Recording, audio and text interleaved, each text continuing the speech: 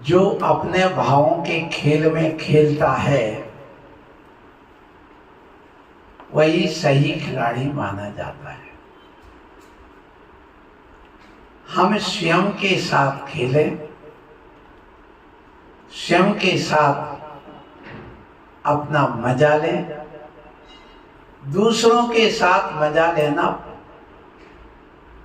जो करता है वह पराश्रित होता है, और स्वयं के साथ जो मजा लिया जाता है, सब भोगा जाता है, खेल खेला जाता है, वो स्वाश्रित होता है।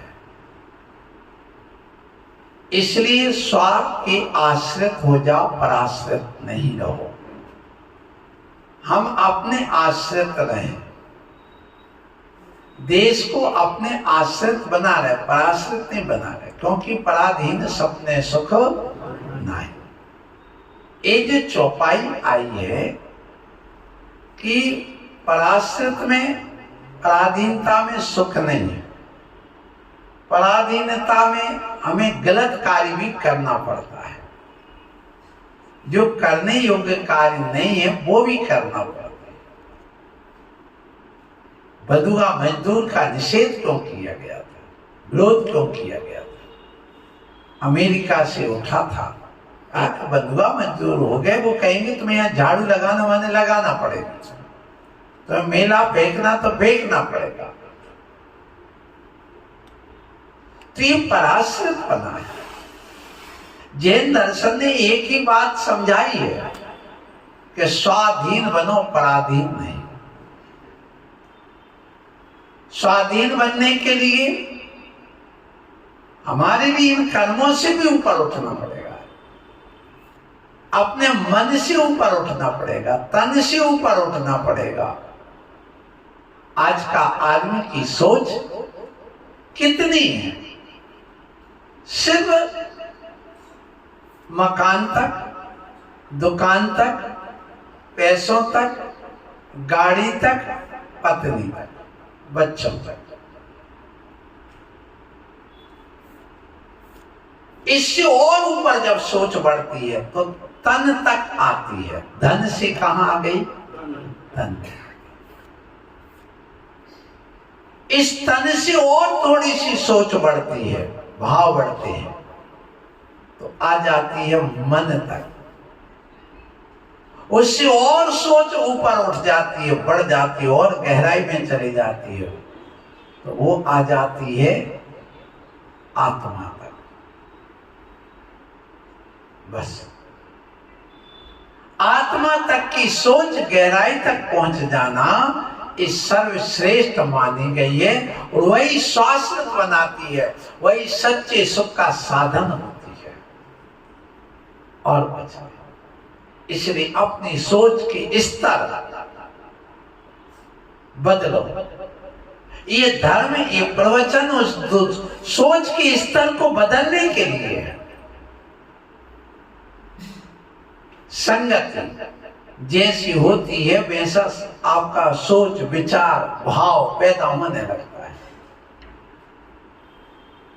इसलिए कहा गया कि पुस्तक सबसे बड़ा मित्र है इस जीव का। अच्छी पुस्तक पढ़ो, अच्छी सोच आएगी। अच्छे लोगों की संगति में रहो, अच्छे विचार, अच्छी सोच पैदा होगी। भाव करते हैं, सोच भी है, विचार भी है, भावना भी है, क्योंकि भाव की बात चल रही है। अपने अंदर वो भाव पैदा करो जो भगवान बना दे। ऐसे भाव जो अपने आत्मा के भावों को करता है, आत्मा के स्तर तक पहुंचता है, ऐसे भाव हमें भगवान बनाते हैं। और जो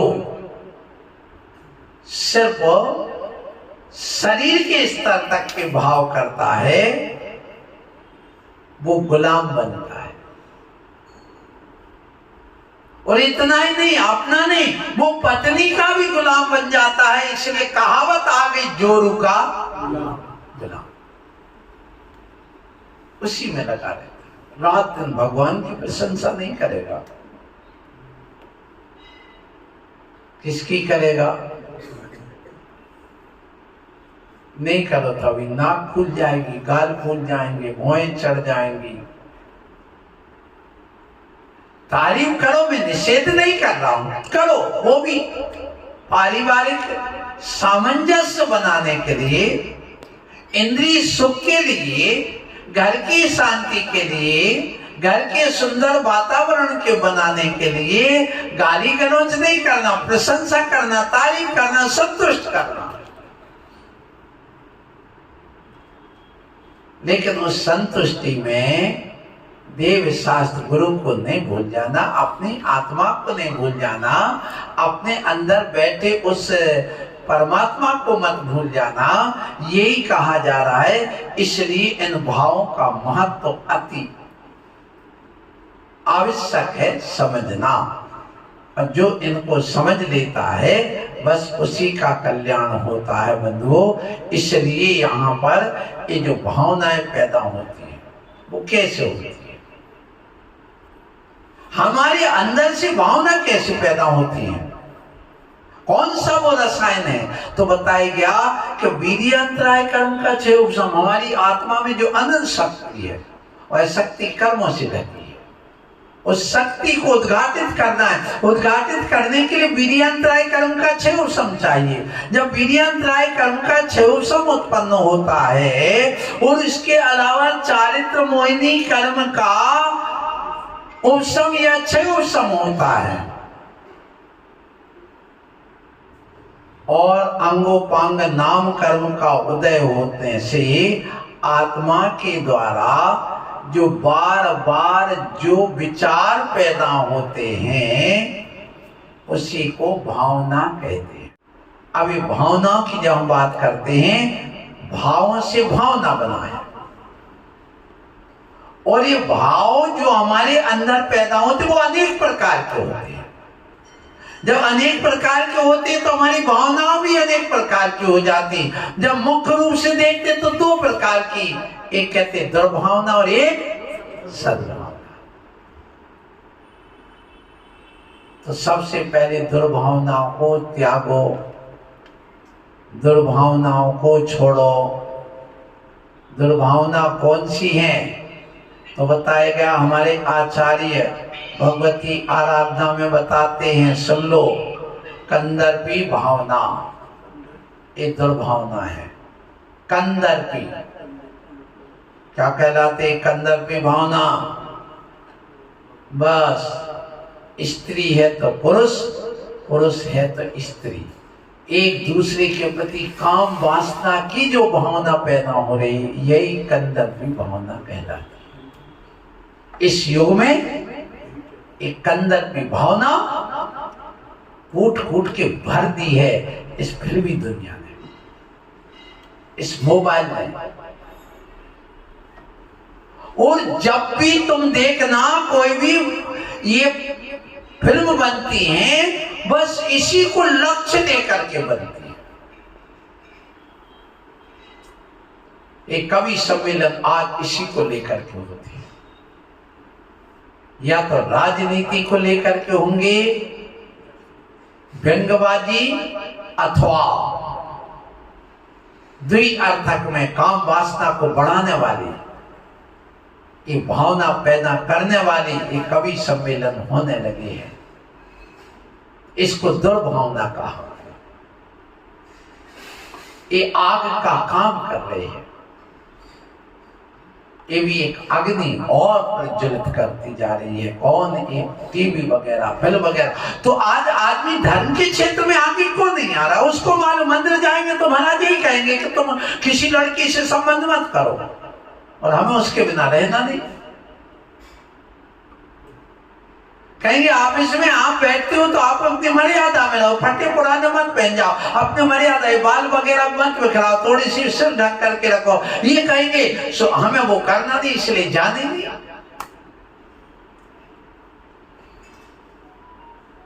आज धर्म सभाएं, संतों के पास उपस्थिति कम क्यों हुई? क्लब में, गार्डन में, किटी पार्टी में, अभिनेताओं के यहाँ ये क्यों बढ़ गई भीड़? क्योंकि ये कंदर्पी भावना,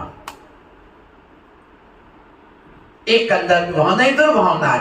इसलिए कहा गया पहले इसको हटाओ, फिर कहा सुनो कैलविस्की का क्लेशकारी, जो घर में क्लेश पैदा करता, तनाव पैदा करता है, घर में विघटन पैदा करता है, घर में लड़ाई झगड़े पैदा करता है, ऐसी भावना ये चुगलखोरी से पैदा होती है। बस और कुछ नहीं। चुगलखोरी आज मोबाइल से सबसे ज्यादा होती है।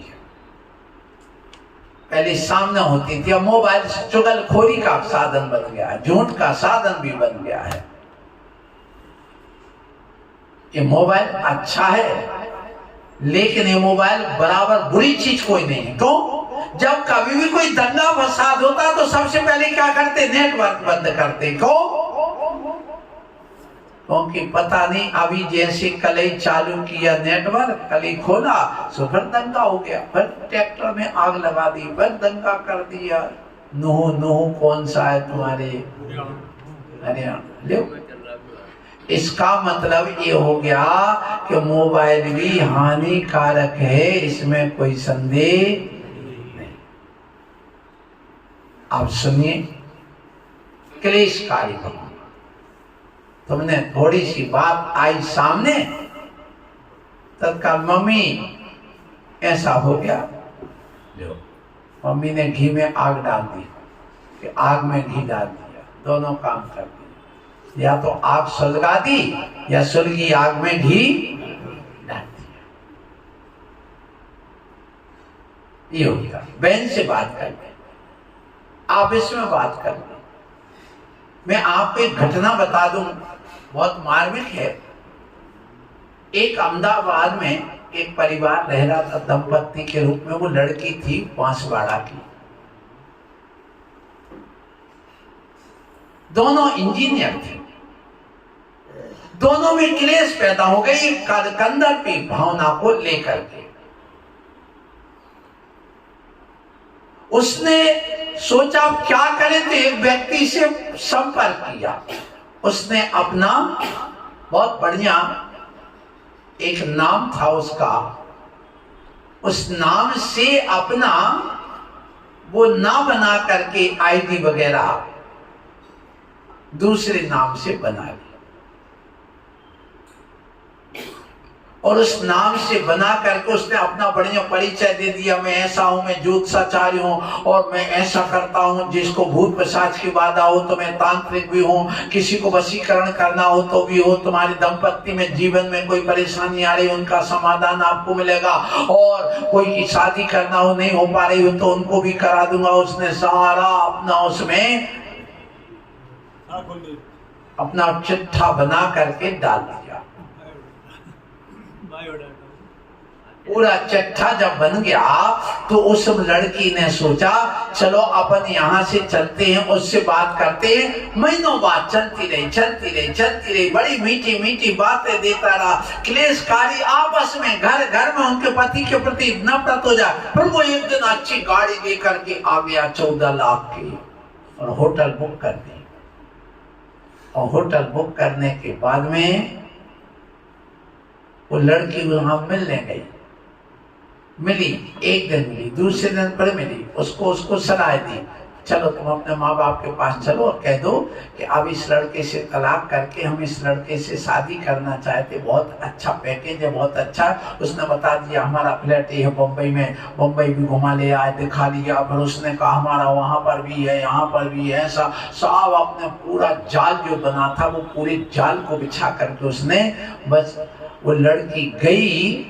उसके बाद आज तक उस लड़की का पता नहीं। सब इतना भर पता चला था कि वो लड़की जम्मू कश्मीर के आगे विदेश में ले जा करके वहां पर उसको रख लिया गया है और उससे वेश्यावृत्ति कराते हैं। और उसके पास एक हिंदू भाई पहुंच गया जो यहीं का इसी तरफ का था, बात उसी भाषा में कर रहा था। तो वो पूछा कि आप कौन है? बोले हम ये। तो बोले तुम उधर से आए? बोले क्या? बोले हम तो जैन ही हैं।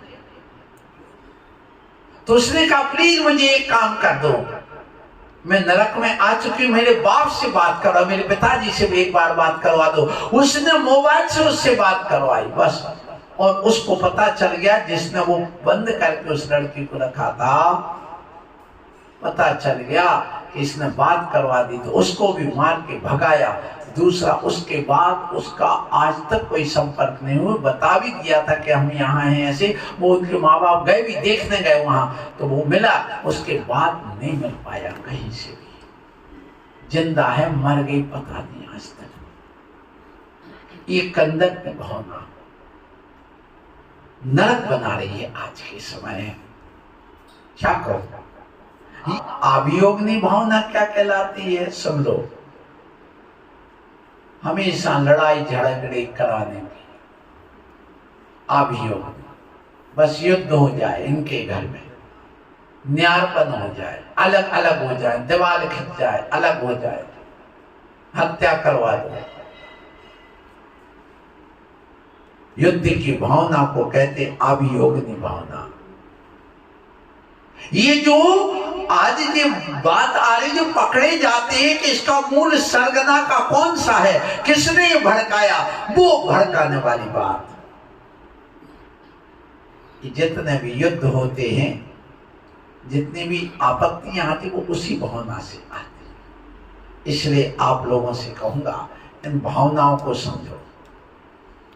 आसुरी भावना सर्वभक्षणी, अंडा आ जाए तो कोई खा लो, मांस आ जाए तो खा लो, बाजार का पिज्जा आ जाए तो खा लो, जिसका पैसा मिला वो लीन जाओ, खा जाओ, भग जाओ, छोड़ जाओ, दिवालिया हो जाओ, जो भी महिला मिली उससे भी गलत काम कर जाओ। सब प्रकार के भोग भोगने की जो भावना आ रही है, दूसरे के माल हड़पने की बात आ रही है। डामर मिला तो वही पी गए, गिट्टी मिली तो वही पी गए, चारा मिला तो वही खा गए। ऐसे होता है? हाँ सुन लो, नेता बने, नेता बन करके पता चला कि वे गिट्टी खा गए पूरी रोड की। गिट्टी खाना समझ गए ना? आप लोग तो बहुत समझदार है। वैसे नोएडा के सब इंजीनियर और कलेक्टर और एसपी बने बैठे हैं, सीए बने बैठे हैं, बड़े विद्वान हैं।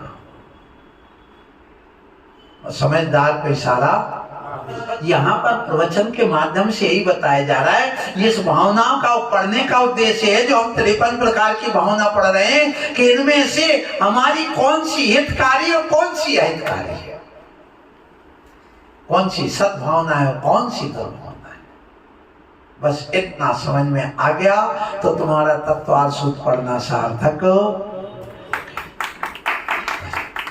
तो अब देखिए, सम्मोहिनी भावना, अंतिम ये दुर्भावना में 5 प्रकार की दुर्भावनाएं होती हैं।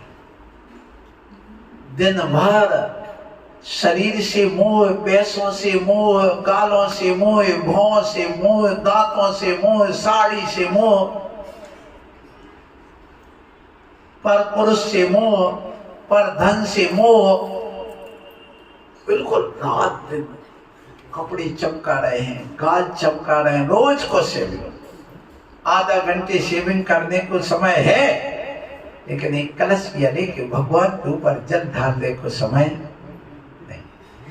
2 घंटे मोबाइल पे चैटिंग करने के लिए समय है, लेकिन अपनी आत्मा का चिट्ठा खोलने के लिए 2 मिनट के लिए ग्रंथ पढ़ने का समय नहीं।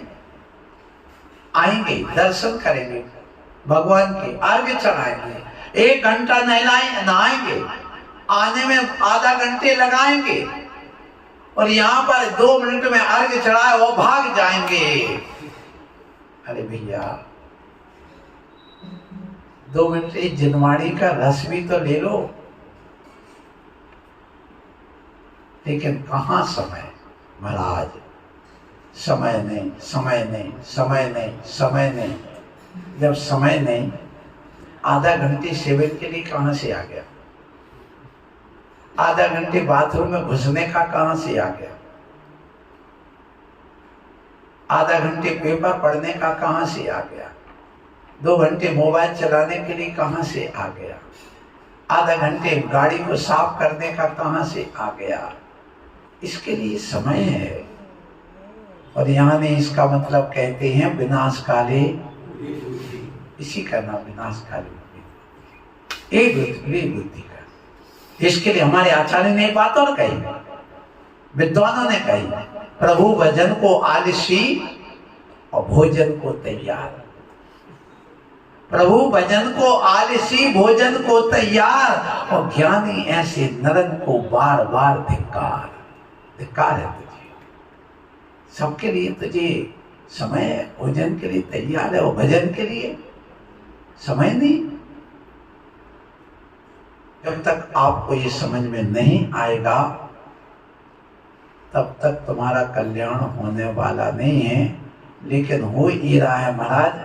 हम यहाँ बैठे, हमें सब तो स्वीकार है, लेकिन हम करेंगे तो वही जो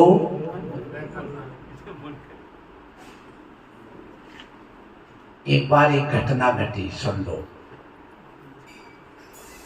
एक गांव के लंबड़दार थे। लंबड़दार तो जानते हो ना? और उन्हीं के घर के सामने एक जैन साहब रहते थे, सेठ जी। अब लंबड़दार का नहाने धोने का पानी पूरा जैन साहब के उन सेठ जी के सामने से, घर के सामने से बहता था। सो वे रोज रोज हाथ जोड़े, ठाकुर साहब मैं रोज नहा धोकर कपड़े पहन के भगवान के अभिषेक पूजन को जाता हूँ, तुम्हारा एक गंदा पानी मेरे घर के सामने बहता है, गड्ढा खोद लो, नाली बनवा लो, हमारे लिए परेशानी होती है, हमारी अशुद्धि हो जाती, पूजा पाठ छूट जाता है, हमें वहाँ पढ़ना नहाना पड़ता है। आप सुन लो, अपनी नाली को बहाव, दूसरी जगह या गड्ढा खोद के व्यवस्था करो। बोले नहीं करूँगा। नहीं करोगे? बोले करना पड़ेगा, तनातनी होगी। बोले नहीं करोगे तो हम पंचायत बैठा लेंगे। बोले पंचायत बैठा लो। तनातनी में पंचायत बैठ गई और पंचों ने निर्णय दिया कि सुन लो ठाकुर साहब, आपको ऐसा ऐसा करना पड़ेगा।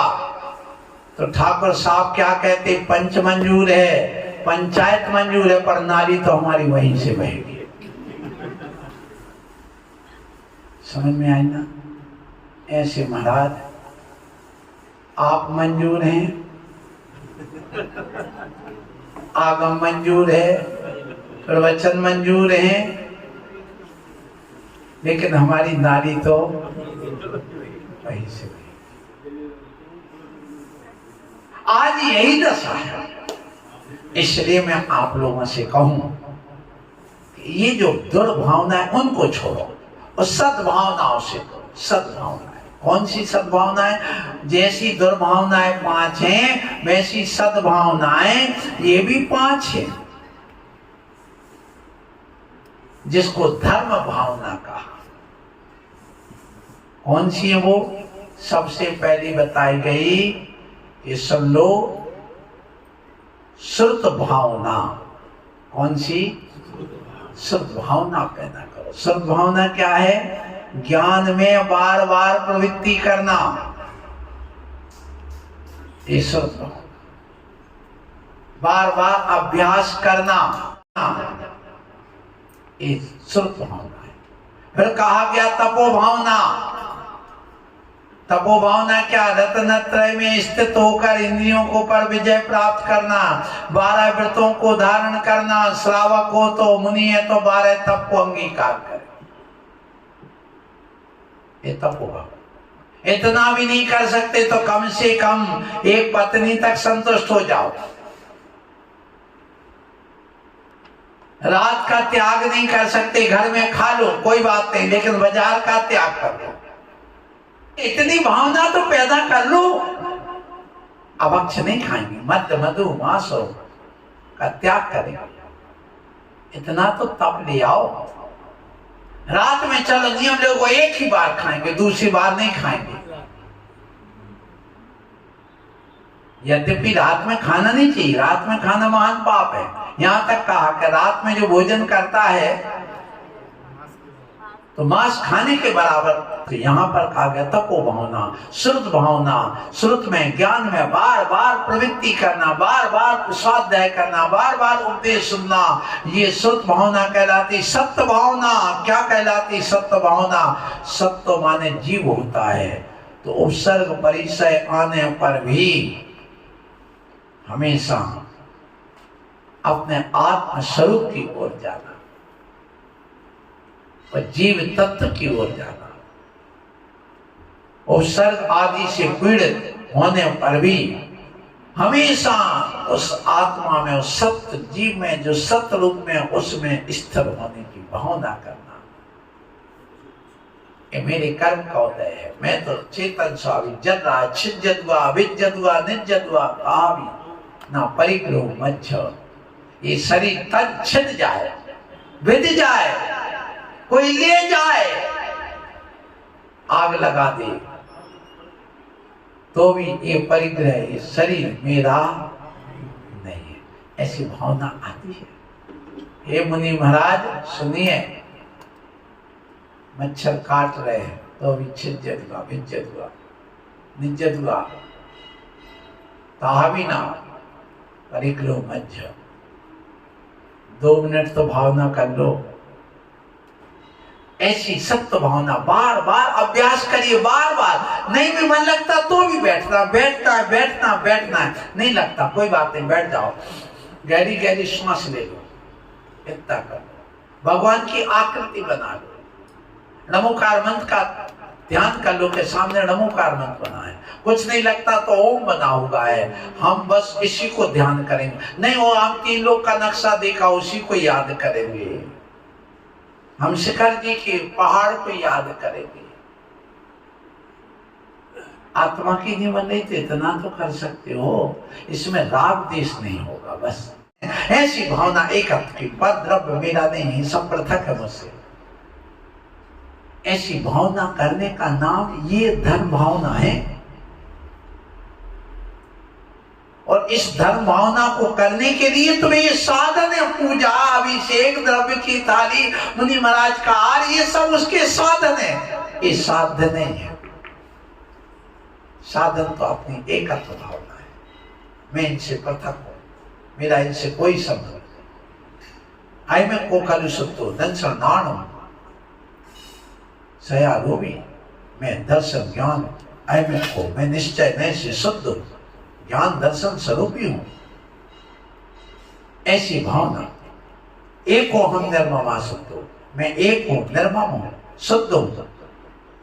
बाया संयोग जा बाबा, ये सब संयोगी पर्याय, संयोग बना दिया। और संयोग में इतना संयोग बना दिया कि आज मरने और मिटने को, आत्महत्या करने को तैयार है। दोनों की शरीर पृथक है, सब कुछ है, लेकिन इतना प्रेम, इतनी कंदर भी भावना, काम चेष्टा की भावना कि यदि पिता ने किसी लड़की की दूसरी जगह शादी कर दी है तो वो आत्महत्या कर रही है। यदि कोई ने छेड़छाड़ कर दी, है बेटी उससे बात नहीं करना, है बेटा उससे बात नहीं करना, तो दोनों मर गए, फांसी लगा ली, पेड़ पे टंगे मिलते हैं, झुलसते हुए मिलते हैं। गहन भाव, इतने मूर्छा भाव कहां से पैदा हो गया?